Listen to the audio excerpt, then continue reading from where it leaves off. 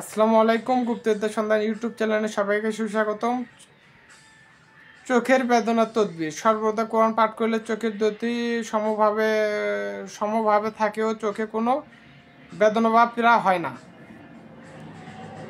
তো চোখে বেদনা হইলে ফজর নামাজের সুন্নত ফজরের মধ্যবর্তী সময় বিসমিল্লাহ সহ সূরা ফাতিহা ৪১ বার পড়লে ইনশাআল্লাহ বেদনা দূর হইবে।